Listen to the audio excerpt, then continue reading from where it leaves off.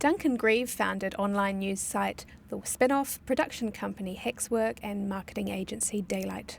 He joins us for this week's Entrepreneur Series. Now, you've founded 3 companies in a relatively short period of time. Would you see yourself as an entrepreneur?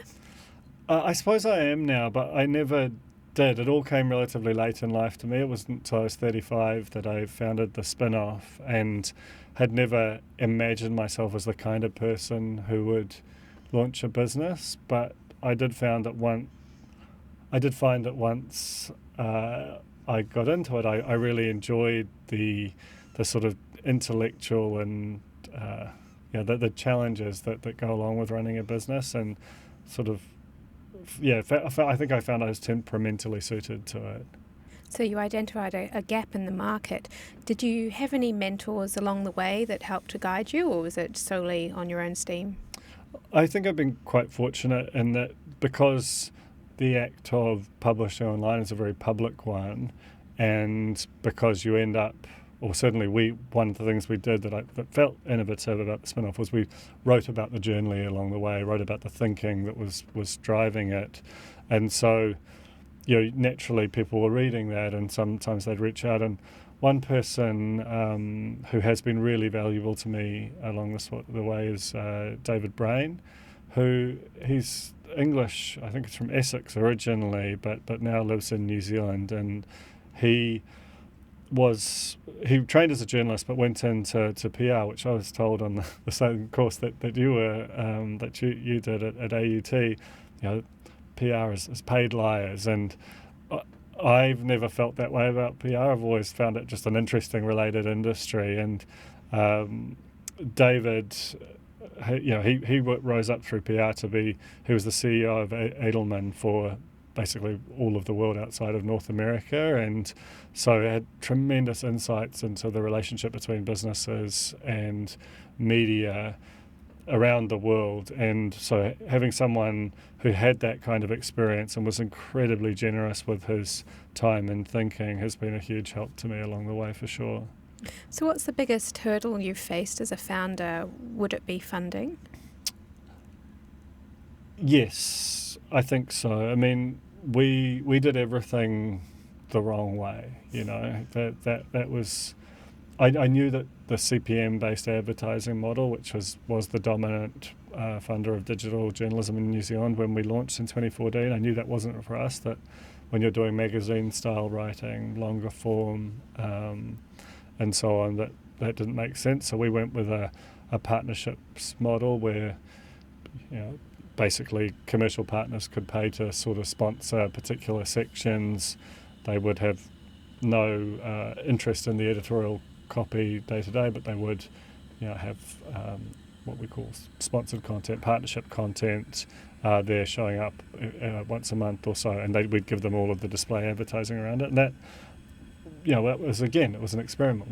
Would people buy that? But we found that they did, and that propelled our growth up until 2019, when we introduced the ability for our audience to sort of co-fund that as well.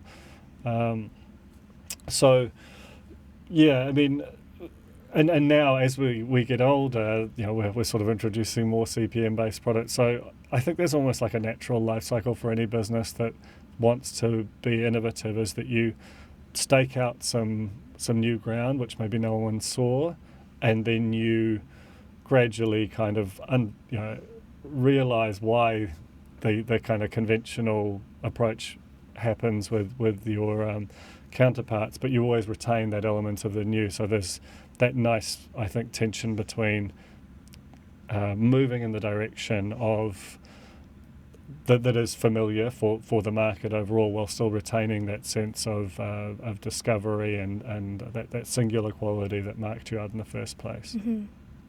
So as you're saying, with media or any young business, you've got to react fast to changes. What would you say is the biggest mistake that you've made over the past few years, and how did you react to that?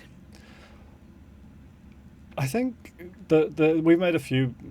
I think there's no entrepreneur who's survived, as long as we have, even though we still feel young. We're coming up 8 years old now, without making any number of mistakes, and who knows, there might be a big one lurking that I'm not even aware of yet. But I think there's sort of two that really stand out. One is, I think, an over-reliance on, like a single lead.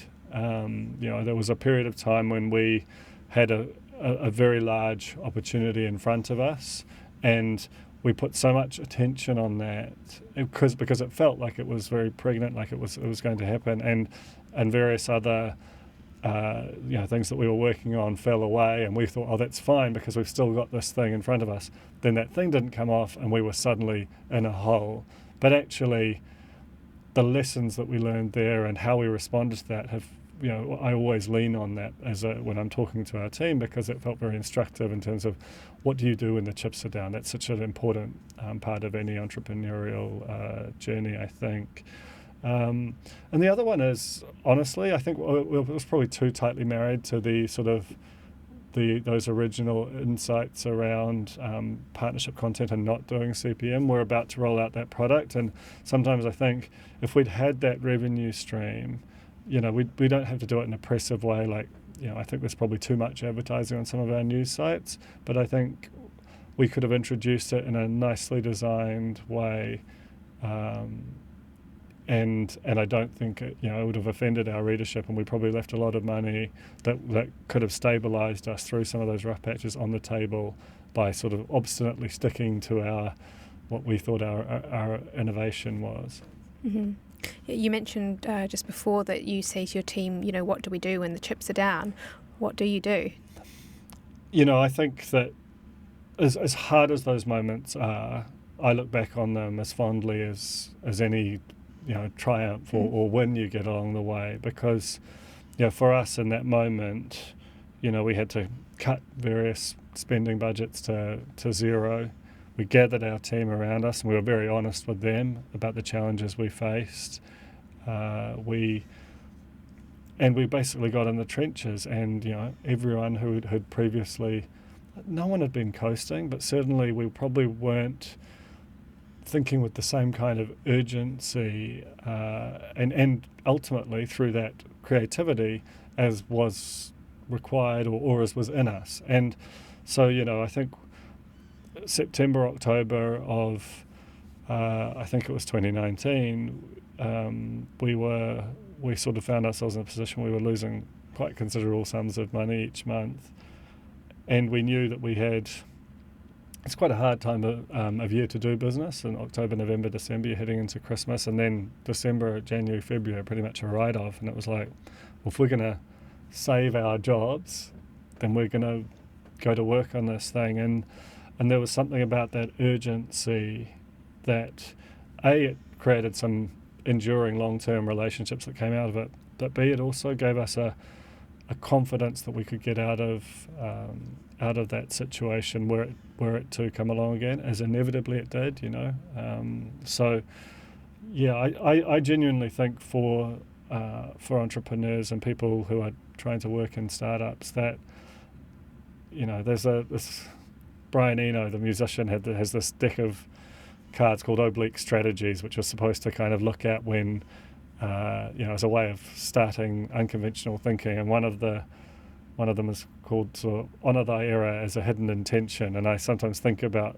that quite a lot as when something bad happens, it's very easy to be kind of frozen by it. But I think that, quite often in those moments are the seeds of, some quite profound insights and transformative change for an organisation. Mm-hmm. Does anything keep you up at night? Do you doubt decisions once you've made them? I don't tend to doubt decisions once I've made them, but I definitely get kept up at night. Often, and I think this is, a failing on my part really, is sort of personnel things. When someone seems unhappy at work, or when something isn't quite at the level I want it to be, I can just sort of stew on it and in a way that is quite unproductive.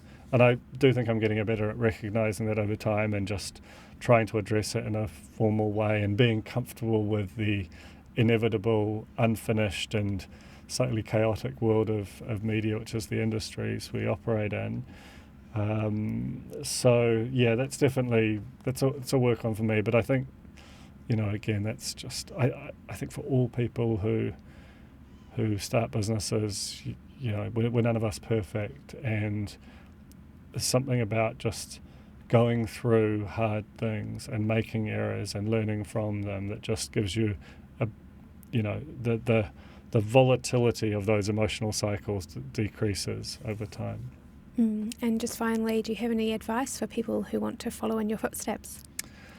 I would just strongly encourage people to do it. I mean, it's such a glib thing to say because, many businesses, that's a capital intensive thing. If you've got mortgages or young families, or it's not nowhere near as easy as it's much more easily said than done. But if you have the opportunity, and if you have people around you that believe in you and you believe in them, it's just my life has just radically changed. My sense of who I am, my relationship with this country, it's all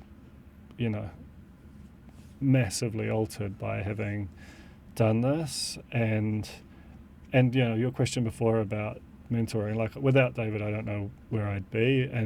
But I think I was not aware of just how generous people would be with their time and their advice, and I try and pay that back now. There are a number of young people who are on their entrepreneurial journeys who I've developed relationships with, and have with varying frequency contact with, and I find that so nourishing. And there's just a huge amount of a willingness to help, even in the same industry. We kind of I think people who start things are all rooting for one another to succeed a lot of the time, because we're all on some level tilting at these big established incumbents. And so I think just giving it a go if you're thinking about it would be my advice.